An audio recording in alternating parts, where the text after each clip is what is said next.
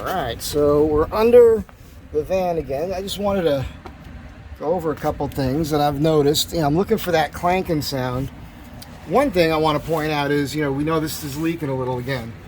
We're pretty sure it's just the bushing. But remember, when I got back from the Drive Shaft Pros, Sergio over there, this was only out an inch or so. You can see how much further it's out now, because the guys over Temecula raised that, thinking it's the right thing to do, which I still agree with. You kind of see that angle there, and then what's going on, down here.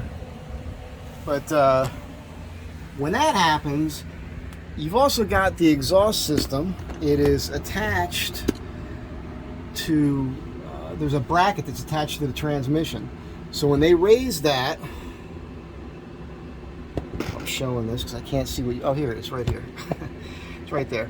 So when they raised the transmission, that effectively raised this bracket here, right?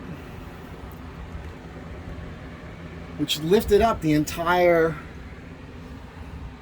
system here. So there's not as much tension here. And there's also not as much tension all the way at the rear, I'm noticing. So I'm thinking part of my issue may just be that this exhaust system is jumping around more, okay? The other thing I noticed, I was able to put on both of the rear shackles on the upper bolt into the frame, I was able to put a couple turns on both of those. But the other issue I just noticed, let's see if we can get you a look at this.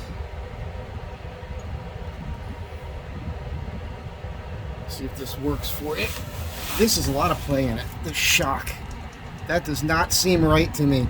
It's bolted hard at the top and bottom, but that moves a lot, and it's not doing that on the other shock.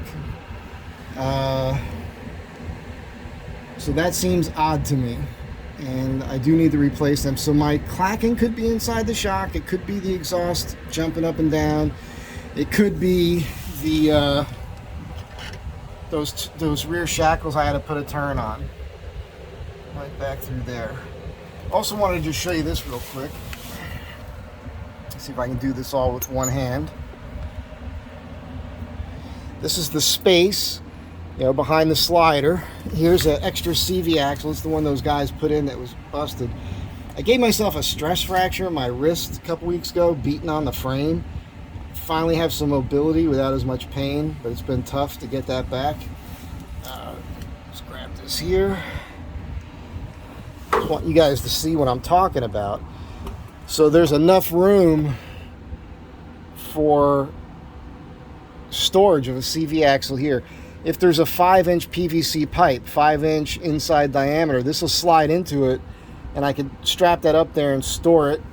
Again, as you guys know, part of my thing is that I think that the weak link with the 4-wheel drive on this are the CV axles. And my goal now is to start planning some pretty wild trips, get some coin going.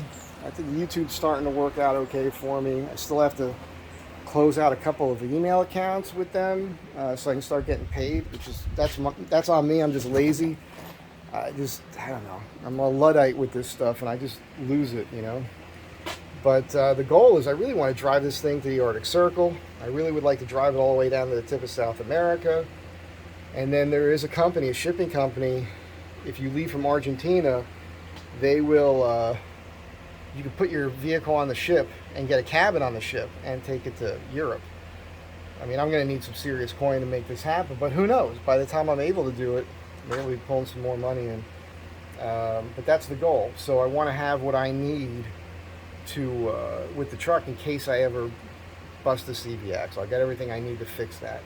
As I was looking for wrenches today, I found this 21 millimeter seems to be the size for the shackles and whatnot. So I got to add this to my kit in the truck, and that is it for now. So just the latest under the vehicle.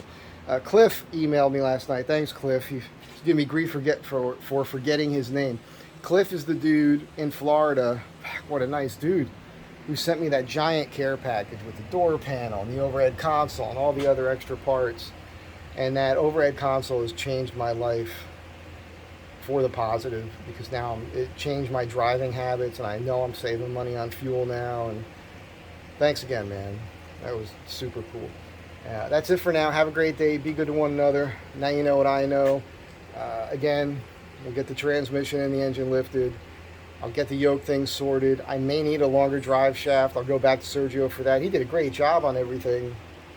He just wasn't able to tell that that yoke was out around. I might give him a call soon just to ask him about that. Because if he can replace that yoke and get it dialed right with a longer shaft, then that will be golden there too. That's it for now. Catch you next time.